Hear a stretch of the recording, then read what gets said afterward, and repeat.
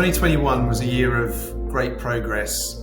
We saw climate evolving from being an idea in CSR departments to companies really making commitments to net zero by 2050. The year culminated with COP26, and in some ways, private companies led the way with some major commitments, perhaps outdoing what governments actually managed to achieve. So one example would be an alliance that we worked with, GFANS, which is an alliance of 450 financial services players who together control 130 trillion worth of assets, who have all committed to net zero. And financial services is going to be very important because the steering of capital is really going to drive change in the real economy. I think also something very important that came out of COP26 was that more countries announced that in future there would be mandatory external disclosures of climate transition plans. And this public information is going to be absolutely crucial in driving decarbonisation progress.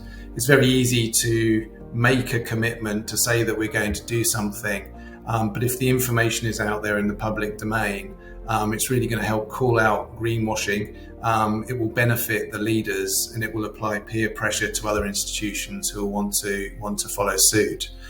So we expect 2022 to be the year when we see firms moving from words and commitments to plans and actions. And it's really important that they do. To be on track for the Paris Agreement, we'll need to halve emissions by 2030. And we're way off track to do that at the moment. To date, many commitments have been made to net zero by 2050, but more and more the focus has been turned on to what are targets and milestones for 2030 and 2025.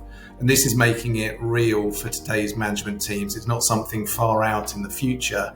It's something that we really need to get on with today.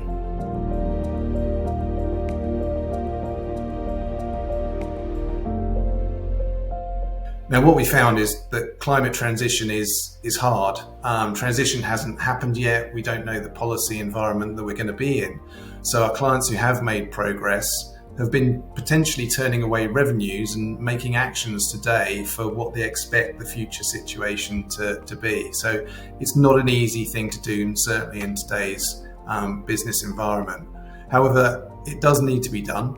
And our expertise means that Marsh McLennan can play a key role in this. And we've been working around the globe in both developed and developing economies to help our clients to get on top of what transition means for them. So some of the things that we've done would be helping clients to identify strategies to decarbonise, to understand their options and what net zero might mean for their business.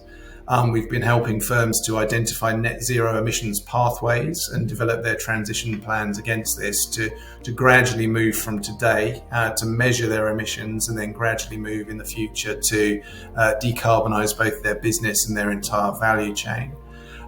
In financial services, we help firms to understand the risk of climate change, both transition risks and physical risks. To identify that, to adjust their planning, capital allocation processes, to help adapt their lending processes as well. And as I mentioned before, financial services is going to be an absolutely key player because the steering of this capital will actually help drive real economy change. So in summary, we expect to see 2022 as the year of the transition plans when words and intentions will start to drive concrete decarbonisation actions. And the work that we're doing with clients today is really at the heart of that.